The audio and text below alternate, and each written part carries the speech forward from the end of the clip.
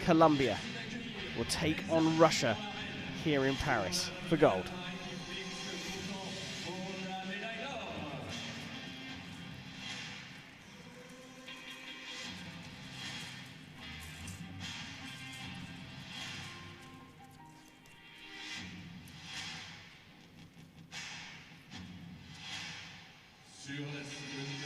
Right, two cracking teams here on target number 1. World number 19 at 22 years old, Elizaveta Niazeva. And world number 14 is 24 years old, Anton Bulev. Russia take on Colombia.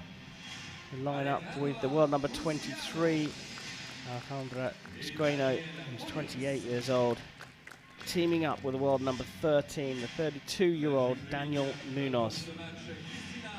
They didn't qualify perhaps as highly as you would expect. Russia shooting a 14.03 over qualification to be ranked 8th. And Colombia shooting a 14.03, same score, but they were ranked one place higher on 7th. They've come through some tricky matches. Russia beating India, the Netherlands and Italy. Colombia taking out Mexico, Spain and Denmark to make it to this gold medal match. It's a phenomenal challenge for the pair of them. Russia out in the first round in Guatemala City, out in the first round in Lausanne. It was a quarter-final finish for Colombia and Guatemala.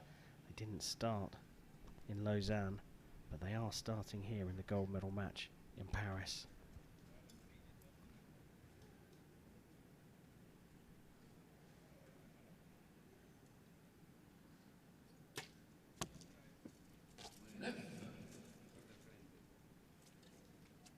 Sighter from Squeno into the 9.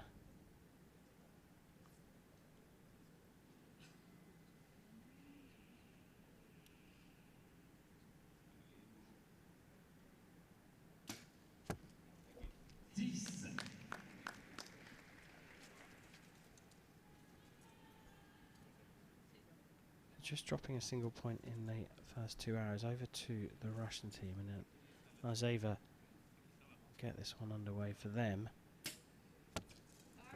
And into the 10. Nikki, I know you always talk about most individuals and teams would choose to shoot first to put down the pressure, but is there any tiny advantage of shooting second to see how the wind is affecting the shot?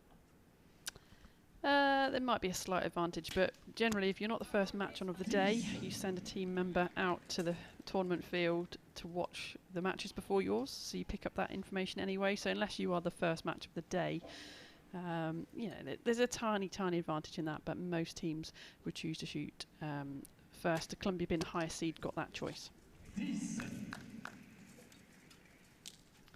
And can we say already 9 from Squeno in the first arrow has opened the door here for Russia. It's very early days, I know. Yeah, I mean, in these conditions it can be all over quite quickly, even in the first end, but anything can happen.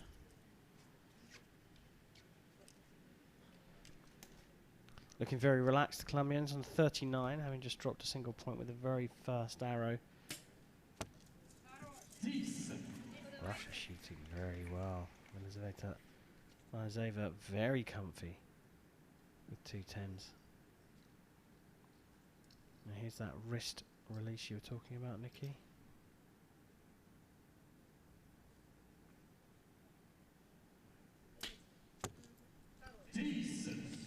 So in effect, well, I felt 40 first off, 1 point lead for the Russians.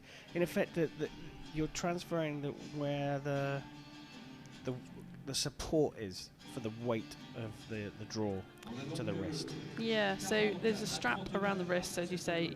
As you draw the bow, they tend to hold on with the hand as well, but a lot of the weight then is transferred through the wrist. As they get to full draw, the weight drops off, so they might the maximum draw weight they're allowed is 60 pounds, but that could drop right the way down, you know, as I said before, 65, 75% let off, so they're probably holding around 15, 16, 17 pounds at full draw, so it's not a huge weight, but then they are triggering that release aid with their first finger. So again, we're seeing a bit more of that kind of punch style, so we see a movement of that finger before the release happens. That tends to be more of the conscious releases. Look, even when we're only talking about 15 or 16 pounds of weight being held on the wrist at full draw, you know, over the years in training, shooting millions of arrows, not joking, they're not hundreds of thousands, millions of arrows, you're likely to cause some strain on the wrist. And not only were you world #1 archer, but you're also a physio. Does it cause a problem? I've not knowingly seen problems. Interesting fact is that the rotator cuff muscles of the shoulder are closely related to your grip strength. So if you are going to shoot with a wrist release, make sure you're doing your rotator cuff exercises.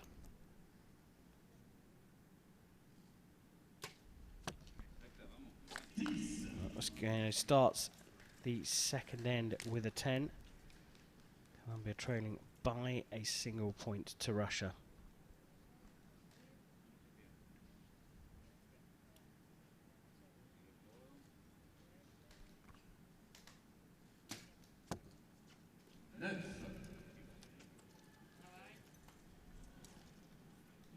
You can see the anguish on Daniel Munoz's face. He knows, as everyone, that every single point dropped here is a massive opportunity for the other team.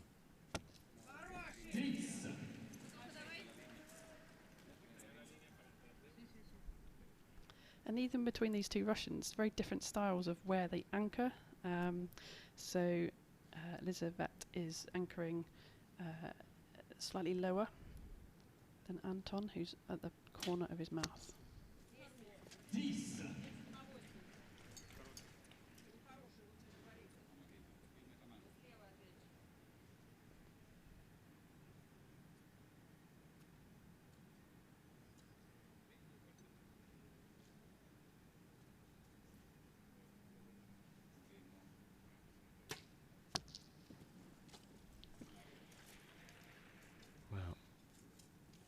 That's the furthest one from the centre we've seen all day. No real noticeable change in the conditions. We're going to see Alejandra later, and I wonder whether any of that's playing on her mind, where she needs to come out and win a stage of the World Cup if she wants to be in those finals. Let's look at that anchor point, nice and low on the chin here, versus a teammate up at the corner of the lip.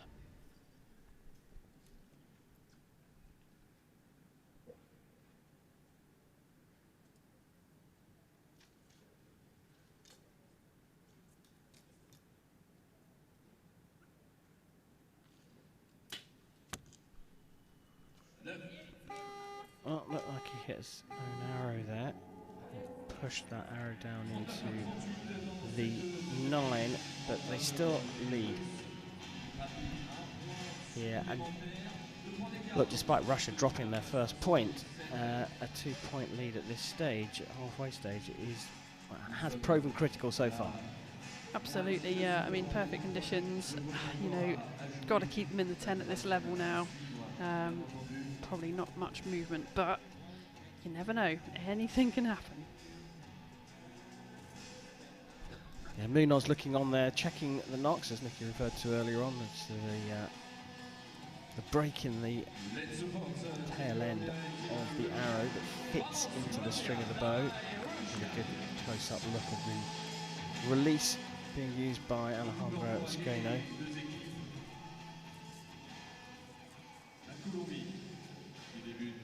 Nice over it. 22 years old, looking very composed and very solid. At the halfway stage, Russia leading Colombia for gold in the compound mixed team event.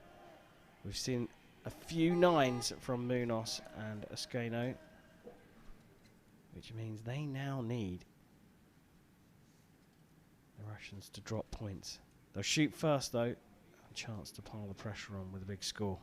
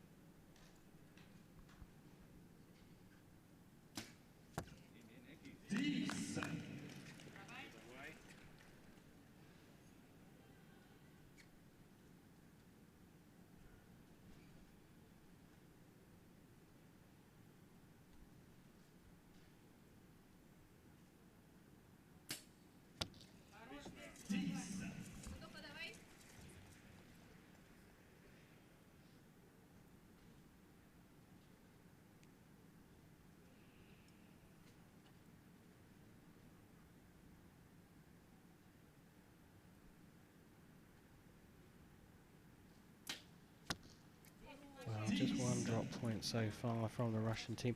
There seems to be just a little bit of vertical movement with Buliev right at the end of his draw. Yeah, I saw that too. It looked like he's coming up quite low and then raising the bow arm, which is probably a more unusual way to do it. Most archers probably want to be high because it's easier to drop down. Trying to lift the bow up can be difficult. I mean, he's a tall chap anyway, isn't he? So I don't think he's struggling with that at all. But yeah, just again, another interesting kind of difference.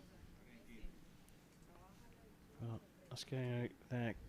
Almost sprinting off the line now. I'm wondering whether Colombia are struggling for time. You hear the countdown already, and that is the result. So somewhere along the line, maybe just two slightly longer first shots from the pair. Yeah, they still had 5 seconds left on the clock there, I think, as he came off. So it wasn't crazy tight. I think he probably could have taken a little bit longer over that.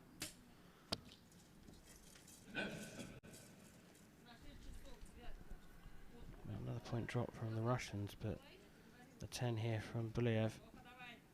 And they will maintain their 2-point lead going into the final end.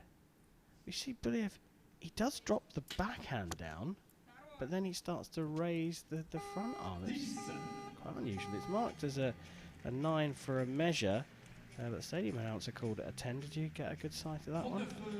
No, I think we're going to have to wait for the measure from the judge on that one. Well, it certainly is a curious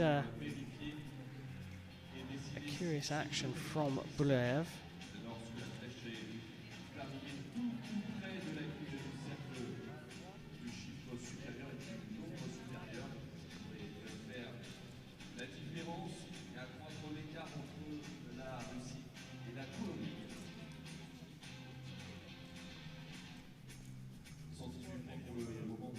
Take a look at Esqueno here. The obligatory high five that she demands from the coach.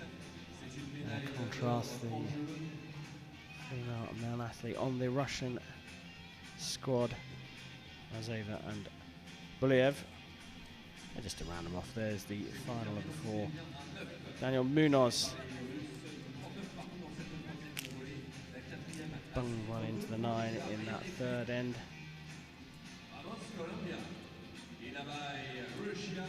Not quite capitalised on by the Russian team. They maintain their lead of 2 points.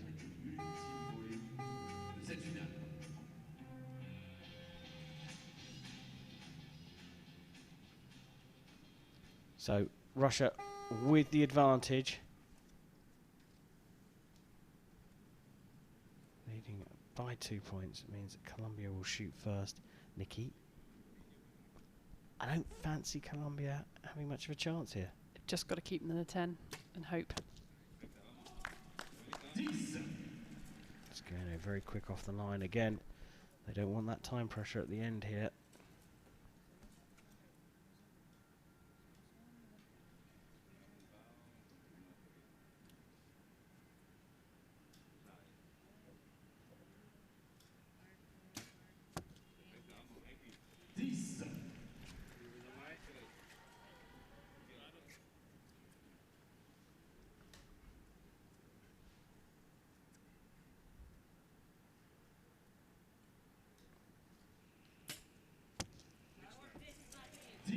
Just look at that left target for Russia.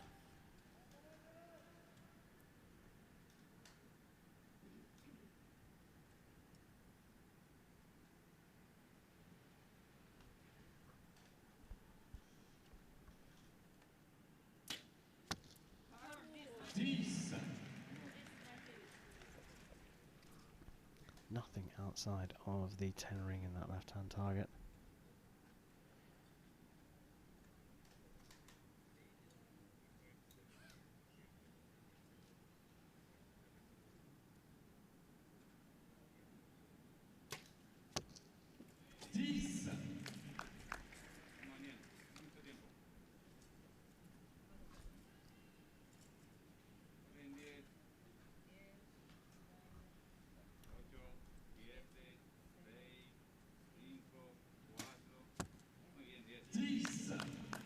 Well, time running out again, but manages to finish with a 10 and a 156.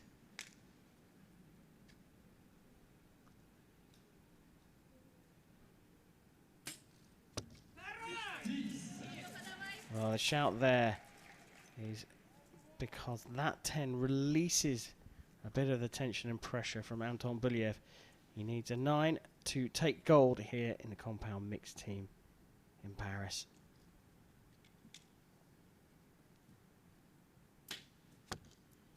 And he gets the 9 that he needs. It's a single point win in the end. A 157 plays 156, but it boiled down to the first arrow of the match, and Alejandra Esqueno popping it into the 9. Since then, the two teams were pretty much even throughout. How critical is the start here on Compound Saturday as Russia take gold in the mixed team event? Nikki, we talked about consistency and repetition of process and all that kind of stuff in the past, but actually this is more about controlling your mind, because if you're always shooting 10s, the fear of failure must start to creep in. The response if you shoot a 9, the reaction to it, all becomes part of this incredibly intriguing game. Yeah, I think when it's still as well like this, you know, it really is the pressure on. You've got to shoot 10. So, yeah, compound is hugely a mental game. What you're thinking about a full draw and how you're executing the shot. So, yeah, Russia just held it together better. They came out straight away, dialed in. Great performance from them.